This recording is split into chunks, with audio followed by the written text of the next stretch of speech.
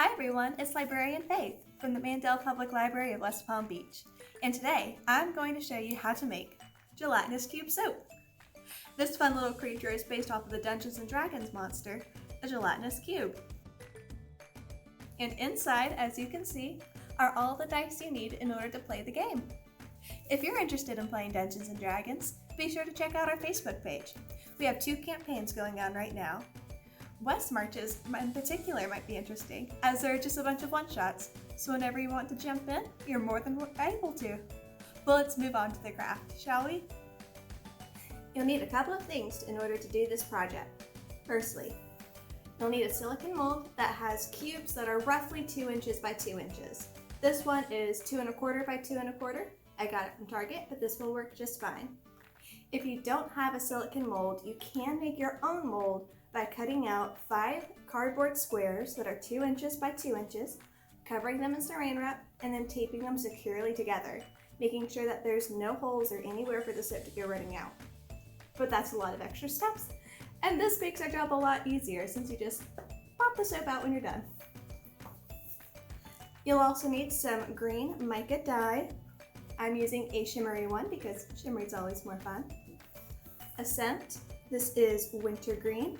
As a heads up, if you do use a scent and you put it in a silicone mold, that silicone mold should only be used for crafting from then on out. These are very potent and you don't want that getting into your ice. You will taste the wintergreen. You'll also need some melt and pour soap, a set of Dungeons & Dragon dice, an X-Acto knife, and a little bit of rubbing alcohol in a spray bottle. We'll use this to help spray on top of the soap in between the layers to make sure bubbles don't form. You'll also need a microwavable safe cup in order to melt down the soap and something to stir it with. This is just a little skewer I've been using. The first thing we'll need to do is cut up our melt and pour soap into more easily meltable chunks.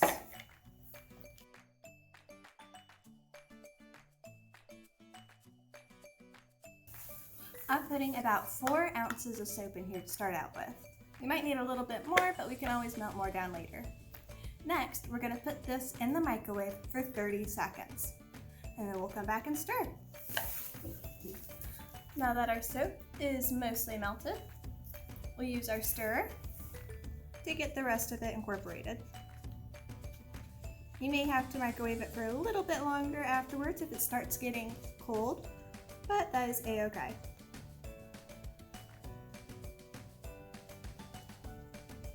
You want to make sure all of the chunks are fully dissolved. There we go. Fully dissolved. Then, we're going to take a little bit of our mica powder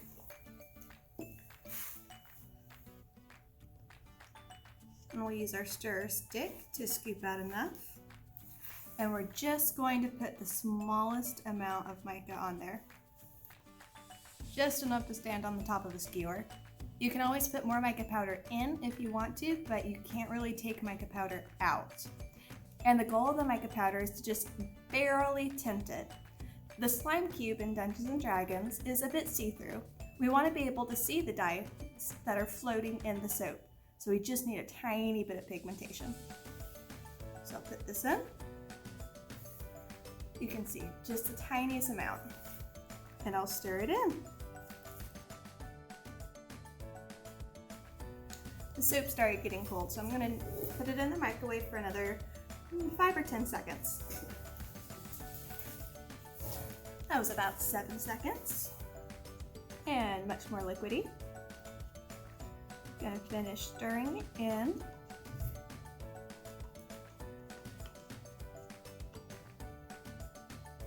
And this looks about perfect. You can see that it's just barely tinted green, which is what we want. Mica powder is very pigmented. If you put too much more in, you won't be able to see the dye floating in the soap anymore, which will kind of defeat the purpose of our slime cube. Next, we're going to put a little bit of our wintergreen in, about 5 or 6 drops. And again, just as a reminder, if you do want to reuse your silicone mold for foodstuffs, don't put this in. Your soap will have to be unscented. So 1, 2, 3, 4, 5. and we'll stir. We're ready to pour the soap in our mold. Make sure you put the lid back on that mica powder when you're done. You don't want that spilling all over the place. So here is our silicone mold. I'm going to go ahead and put one of the game pieces in the bottom corner, just so it's nice and visible. Then I'm going to pour a base layer in the bottom, not quite covering the top of the dye. Once we have it poured in, we'll take our spray bottle of rubbing alcohol and lightly spritz the top a little bit, trying to get on all the corners so that any bubbles that might have developed will go ahead and pop. This will make the additional soap layers not so apparent. There won't be any lines straight through your soap. And we'll let this just about fully cool, and we'll add in our next layer. See you in a couple minutes. Alrighty then, this first layer has completely dried, so I went ahead and heated up the leftovers, stirring it up just to make sure it's all nice and smooth. Then I'm going to put 2 dye in the soap. Put this percentage one in the corner, then the 12-sided dye off in the middle. I'll fill it up again. Just want to slowly let it drizzle in. And that looks about good. And don't forget to spritz it down each time with a little bit of rubbing alcohol, just to make sure there's no bubbles. Now I'm going to let this harden and be back in a couple of minutes.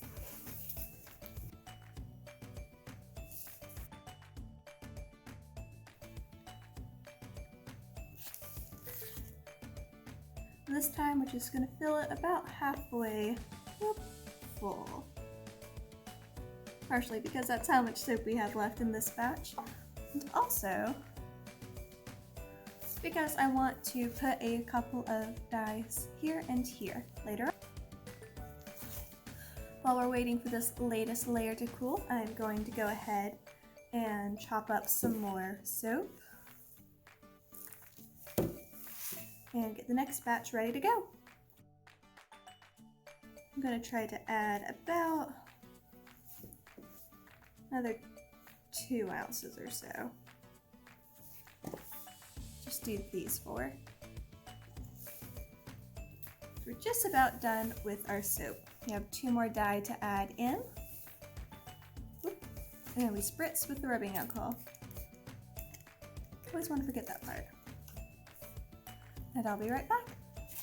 We've now melted down the next portion of soap for our gelatinous cube.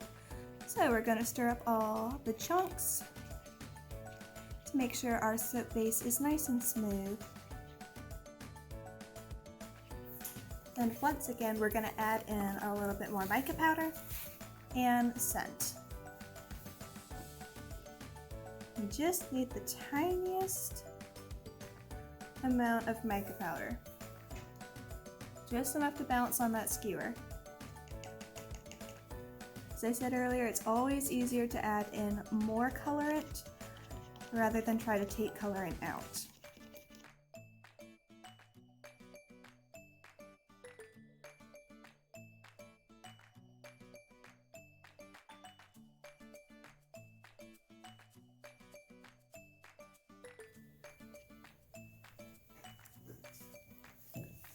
There we go. I think this looks about right.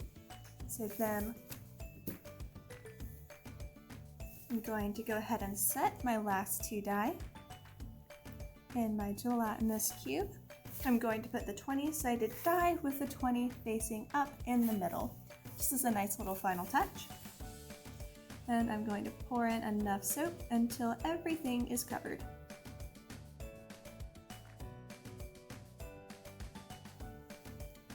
And there we go.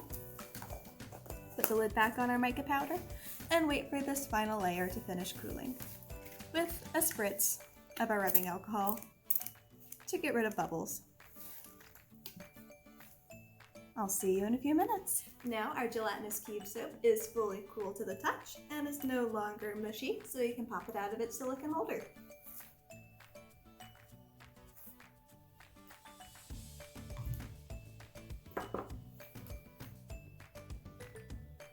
And there we have it.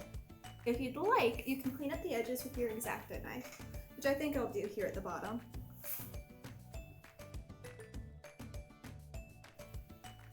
And here's our final product, our very own gelatinous cube. Don't you think it turned out looking fun? I hope you enjoyed this tutorial. Be sure to tune in next week for another one. And until then, happy reading!